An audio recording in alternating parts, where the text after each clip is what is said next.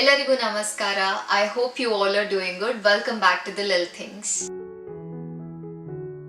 I'm Chaitanya. I have been creating Canadian PR related videos for quite some time now, and currently I'm working on the IELTS video series. Now I've already created a 3 parts video for the IELTS writing test and a 2 parts video for the reading test. So if you're someone new to the channel, then I would highly recommend for you to watch those videos first, because there are certain tips or strategies which I have discussed in detail in those videos which are also applicable to the listening test, because of which I'll not be going into detail about few of the topics in order to avoid repetition.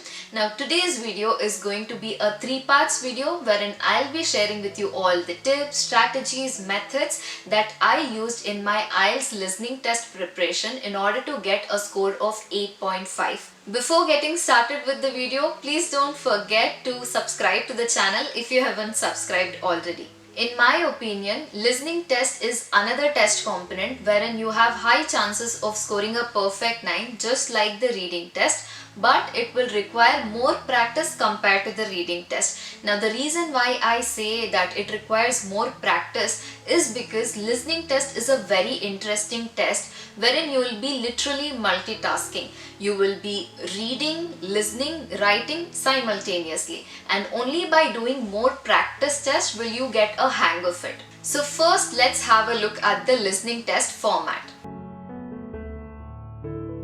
The first thing to note is that irrespective of whether you are taking academic or general training module of IELTS, listening test is going to be the same for these two modules.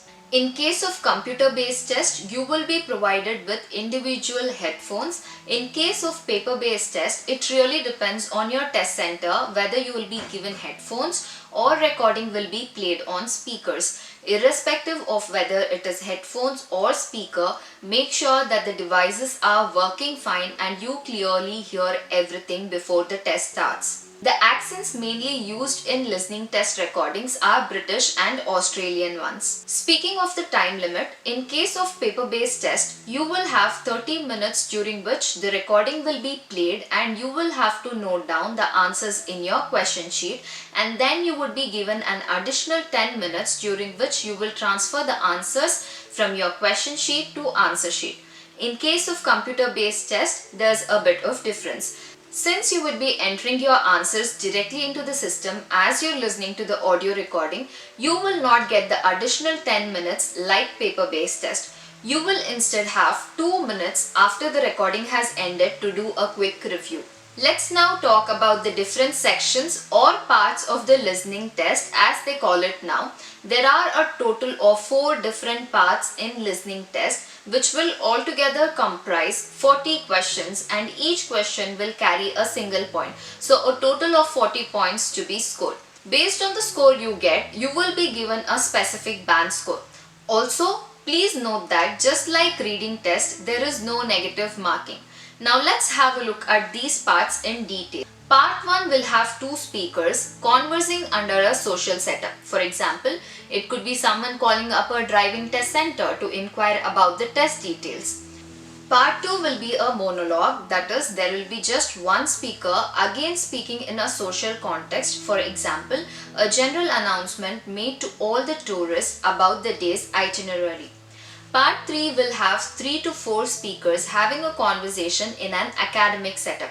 For example, it could be 3 to 4 students planning about their science project. So it can get a bit confusing to follow who's saying what. Part 4 will again be a monologue wherein just one speaker will be talking in an academic setup. For example, it could be a keynote speaker addressing the students or an university lecture. If we have to speak about the difficulty of the 4 different parts, then as you move from one part to the another, difficulty gradually increases, wherein part 1 is the easiest and part 4 is the most difficult section. The order of questions will follow the order of the recording. That is, you will get to hear the answer for the first question and then second and so on. But there's a catch to this in case of multiple choice questions, about which I'll discuss in detail later on. When I took my IELTS test, there used to be an example question at the beginning of the listening test. This has been changed now. Although the example question is still a part of the question paper, it has been removed from the audio recording. Therefore, the audio will be played only once without explaining the example. Throughout the test, there is one particular format followed, which is before the recording starts, they give you some time to have a look at the questions, and once the recording for that set of questions ends, they again give you some time to review your answers. Now that we have understood the test format, let me share with you all the tips and methods that I used in my test preparation. First tip is to do practice test every day, at least a minimum of one test each day. As I've told you already, it's a very unique test wherein you will have to read the questions, listen to the audio recording and also write down your answers quickly. Even if you understand the test format and the different types of questions that can come in a listening test, unless you do practice test and learn how to multitask, it will be difficult for you to score well. So please do at least one practice test every day.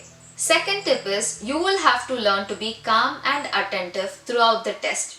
Unlike reading test wherein you have the option to come back to the unanswered questions, in case of listening test the recording is played only once. That means you have only one chance to listen to the recording and figure out the answer. Trust me on this, I personally know of someone who scored really well in rest of the test components but not the listening test because they got distracted during the test. So you need to learn to pay your complete attention to the recording and not get distracted by anything or anyone. Third tip is don't panic. In spite of your best efforts, if you fail to figure out the answer for a given question, then please don't panic because the reality is you have already lost 1 point. And if you panic, there are higher chances that you will mess up the rest of the test, which we don't want to happen. So even if you miss out on one answer, don't worry too much because you still have plenty of questions left for you to score well. So without panicking, move on to the next question. What I've observed usually is in most of the videos, these tips are mentioned towards the end of the video. But the reason why I'm stressing on these tips in the beginning itself is because it's just like a job wherein no matter how much technical skills you have, you still need to have some soft skills, right, in order to make a impact or progress. Just like that, these tips are very important for you to score well in the listening test. So every time you do a practice test, your goal should be to learn how to multitask, to remain calm and attentive and not to panic. Having these things in the background, let's have a look at the other useful tips. So just now I told you that if you miss out on a question, then don't panic and move on to the next question. But before moving on to the next question, please keep in mind to flag the question in case of computer based test or to make some special markings in case of paper based test for a final review towards the end. Because as I mentioned before, there is no negative marking. So even if you don't know the answer, don't leave any questions unanswered. Do take a guess and write what seems to be the correct answer to you. While writing answers, either go for complete capitalization or regular writing. Please don't switch in between. If you're opting for regular writing, then it's important for you to be mindful of the words which requires the first letter to be capital. However, in case you opt for complete capitalization, you will be minimizing the risk of losing marks by failing to capitalize the required letters. So unless you're 100% sure about your capitalization skills, I would personally recommend for you to go for complete capitalization of your answers. Also, I know that if you think if your handwriting is not that great, you would most probably opt the computer based test. But if in case you go for the paper based test, then going for the capital letters would be a better option. Focus on one set of questions at a time.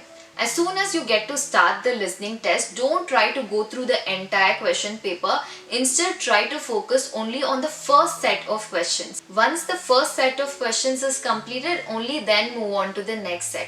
Now, the reason why I'm telling you this is because your listening test score will mainly depend on how well do you utilize each minute of your listening test. If you try to go through the entire question paper, or even if you try to navigate between the different parts or question sets, then there are higher chances that you might actually mess up owing to the test pressure. So please don't do that. Instead, what you'll have to do is learn to use the time between recordings efficiently. So what should you do to utilize this time efficiently? I'll discuss about that in the next part of this video. If you have liked the video so far, then please don't forget to like, share and subscribe. I'll see you soon.